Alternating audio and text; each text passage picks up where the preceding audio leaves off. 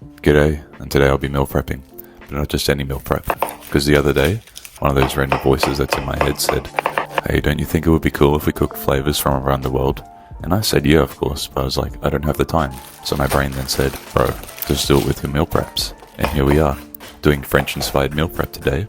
Comment where you're from, and in the future I'll probably make some dishes from that area for my meal preps. Oh, I should probably mention that it's cheap, simple and affordable and high in protein and all that. So let's start with the flavor base of French cooking.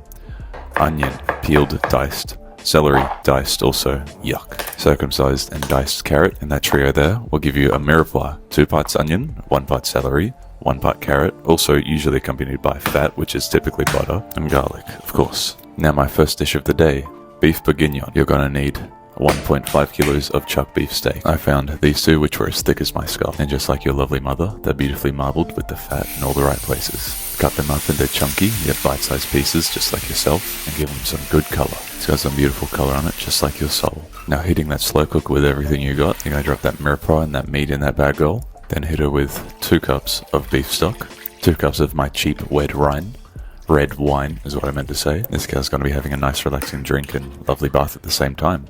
Moving on, whole tomatoes, garlic, thyme, which I did actually pick from my dad's garden, then left to my dad's house. Generously season it with that ocean powder, and bay leaves from a customer at work. Submerge all the beef, and I almost forgot these mushrooms. There you go. This dish is incredibly balanced with flavors, textures, affordability, simplicity. Actually gives me hope for the French cuisine, so I'm giving it 7 out of 7 Keanu Reeves. I'm gonna call this a French-style brekkie burger because French-style breakfasts seem the easiest with cheeses, breads, fruits. In my area, they sell these croissant buns, and of course I did the only logical thing, which was to cream them with this cheese and hit them with these lovely raspberries. Wrap them up, and then just behold that little handful of joy. I didn't only cheese them and fruit them, but I also nutted in them with these roasted almonds, and I used an egg as well, which looked lovely. I also tried one with fruit nuts and honey, and that was my favorite. They definitely have good breakfast choices in France. I just wish they were a bit larger, but otherwise I really enjoyed this. 6 out of 7 Hugh Jackmans. This right here is coq au vin noir. Translation, chicken something black. 100 grams of lardons, 2 carrots, medium-sized, 1 large onion that gets to witness your knife skills, and 1.5 kilos of chicken breasts. And these are big boobies. I only had 4 in the bag, but it came to 1.5 kilos, so that's cool. Here's where it gets complicated. Brown your bacon. Remove the bacon from the pan to get some nice color and some mushrooms, just like your soul. That butter spawned out of nowhere. Add onions, then a squirt of tomato paste to them onions. Once again, and annoyingly, clear your pan to get some color on these chicken boobas. Then all that stuff you took out is going right back in. Like a true Frenchman, you're going to add half a bottle of cheap red wine to your food. Almost forgot these carrots, which were unnecessary anyways. Now, the star of the dish. You're going to want to add 8 sprigs of thyme, or whatever I just added, peppercorns, and 1 bay leaf. Simmer for an hour, and it was actually quite nice. 5 out of 7 Hugh Jackmans.